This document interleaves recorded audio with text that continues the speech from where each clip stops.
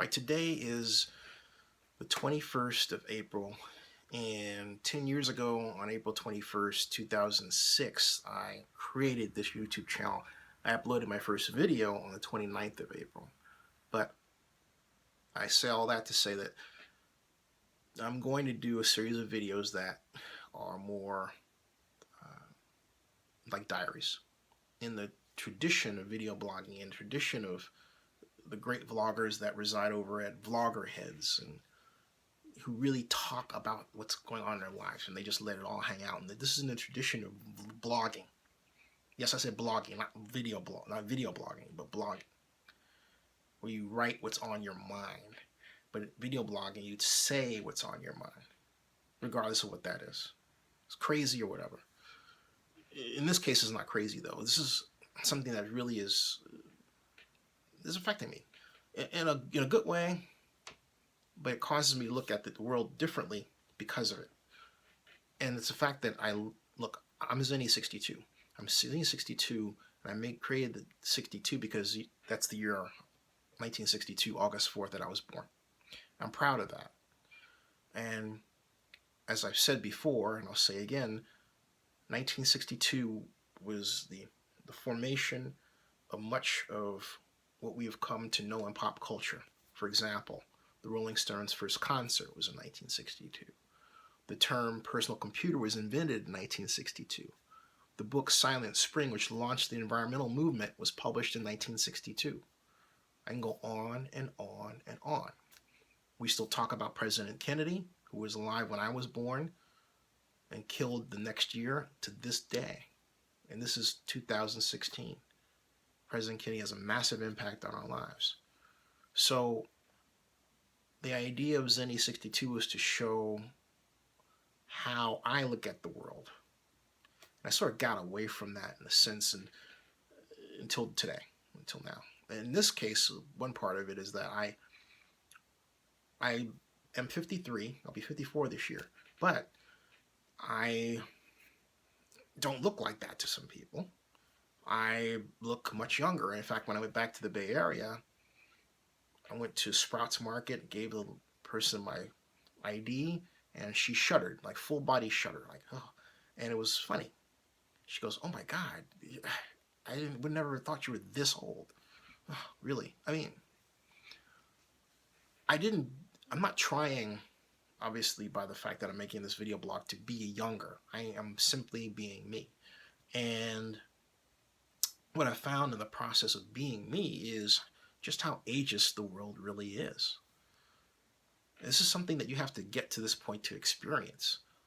Now, you would say, okay, why did I shave my head? I'm obviously trying to look a certain way.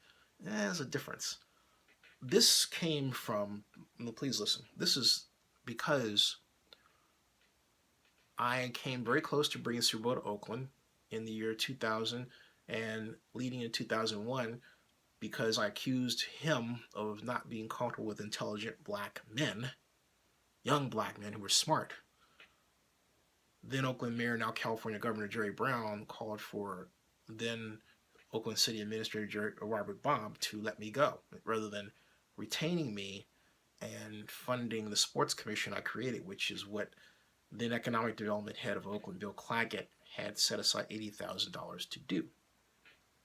Thanks, Bill. Instead, no. They asked me to pack my bags, and I said, hey, you can't do that. And they said, why? I said, because I quit. So I put out a press release. I sent it to the 3 major newspapers of the day, the Examiner, the Chronicle, and the San Jose Mercury News. And the story wound up on the front page of each one of them. Oh, excuse me, the Oakland Tribune. In each one of them. Okay, that's 4. Each one of them, okay? Yeah. Talk about a hat trick. Whew. So I looked in the mirror and I asked, what would I do when I realized I put a 7-year-old, I pulled a 7-year-old umbilical cord of public service out of my system. Just lock, stock, and barrel. And I looked in the mirror and I thought, what do I not like about myself? And I didn't like that I had hair. No, it wasn't gray.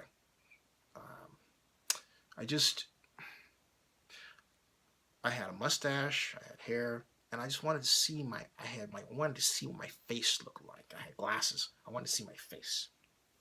So right there in the mirror, I started to shave, and I had glasses.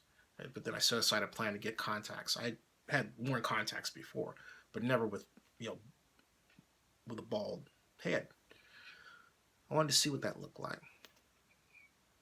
But my plan wasn't to go bald, okay? It was to really just have a shaved head, little nubs of hair. But I missed a spot, and so I had to shave it closer. Anyway, I wound up at Bank of America to get my picture taken for a card, and this is in Oakland again. And the woman who took the picture said, "That's gorgeous." I never had a woman say that to me to my face before. It was shocking. Yeah, and I was 40 years old. So right then, yeah, I was 2016, 2006, 43 years old at the time, 43, 42. Yeah, I was. That was shocking. Now, my mom was always told me I looked great. She thought I had a Clark Gable look with the mustache and the swab suits and the tie and all that, right? But I never heard a woman say that to me. And so that's why I kept the look. And then I set up on myself to run a marathon. That's right. So I ran my first marathon, the San Francisco Marathon. Turned out to be my only marathon, but I established the habit of running around the lake as much as 5 miles a day. And then I worked out every day and ran this 10K or this 5K. Got really into it. And tried to maintain that, even though I started my company, Sports Business Simulations. When you start a computer company, you are sitting at a computer, which is a lot different from working in an office and being active and walking around and meeting people. And then if you start the company and you're the sole employee, even though you have a board, yeah, you're on your own. It's a different way of life. So you have to keep working out to keep, keep yourself going. So anyway, I did all that to produce what I look like. But on top of all that, as I got older, I realized in 2010 I was hypoglycemic. I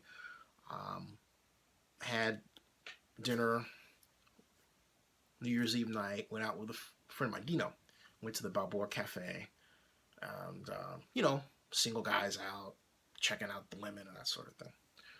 But then the next day I got home and back to Oakland, went to the gym, worked out for 4 hours, then went back to San Francisco, went to Cal Hollow, bar hopped, and then suddenly when I came to, I was in the hospital the next day. I was in Highland Hospital in Oakland and didn't know how I got there. And what happened was that they said that my blood alcohol was like 2, something like that, over 2.4. And a woman who was a friend of mine, Kim, found me wandering around the streets of Oakland and called the ambulance. It was very nice of her. And at that point, that was 2010, and I wasn't one who went out and drank a lot, but it was obvious that I couldn't handle something, and I had actually wrung all the water out of my system, in the gym, and then went out and had cocktails, and that combination, so that made me just all but stop drinking. It really did. And that was 2010. This is 2006 now. 16, excuse me. So that had a profound impact on how I feel. I've never felt better. And even though I have cocktail or Irish coffee or vodka with cranberry juice, the minute I feel a little something, I mean a micro part, I'll stop. If the drink is full at the time, if someone's made me a second drink, I don't drink it. It stays right there on the table. That's it. I'll immediately switch to water. Immediately. And then here in Georgia, we have no alcohol here. My mom's never been a drinker. My late father was never a drinker. And so my late stepfather was, so that was different.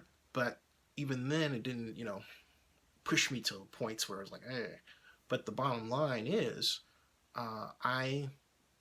you put that together with the fact that I've stopped drinking for the most part, and stopped drinking to a point where it has an impact on me, as opposed to a light one with, dinner and 3 glasses of water. In fact, I have a ratio. I call it 4-to-1. Four glasses of water to 1 cocktail.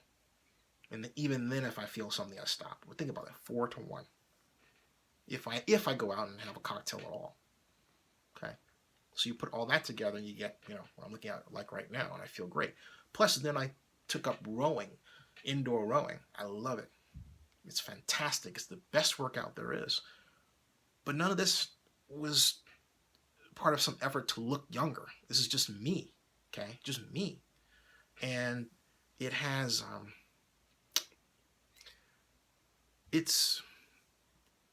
I like it, but then also I say this, I'll say this again, you figure out how ageist the world really is. You really do.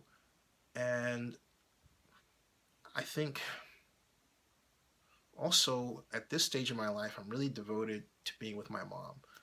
And last week I met a great lady. She's, I think, about to be 30. But I have a feeling that maybe, I don't know what to think. We talked about it. She goes, we'll see each other again, and we will. But, you want to be with that person, yet I want to be here with my mom and kind of wish everybody were together and all that. And maybe I'm rushing things. And I'm not rushing anything or thinking about it in that way because I'm older. This is just me, folks. I'm a hopeless romantic, okay? That's what that's about. But I'm sure she's off doing something with somebody else, and yeah, if I were there, would it be different? Yeah, maybe, yeah. Was age an issue? I didn't lie. I didn't lie. Never have. My father did. My late father lied about his age. The second time, not the first time we met my mom. The second woman he met and married, he told her that he was 33 years old when he hit on her on the L train in Chicago. He was 55 at the time. She was 19. They got married. She found out how old he really was 2 years after they got married. Then things started to go downhill, and then they got divorced. But they had 3 beautiful kids. Gorgeous girls. Went out women. Gorgeous. The other guy I know, Peter, his wife, he met her when she was 23. He was 40. She thought he was 30. And Pete could really pull it off. Okay. But I'm not trying to do that. It makes me, it's one thing, as you have heard from me explain to you, that can go downhill real quick. I don't believe in lying. I like I'm Zinni. I'm Zinni62. I'm 62. Zinni62 is the YouTube channel. I call it that because that's the year I was born. I'm proud of what that means. And I'm proud of the fact that in 1962, as I've said before, and I'll say again, that the personal computer term was created. The Rolling Stones had their first concert. The book Silent Spring, which launched the environmental movement, was published, and we knew about the President Kennedy we know about then was alive when I was born. We know about now was alive when I was born then. It's a big deal. And so I look at the world through that lens. That's special to me. It really is. I feel like I need 2 parts to this video. This is the first part of it. Here comes the second one. After, around here someplace. Well, same title in the same playlist. All right.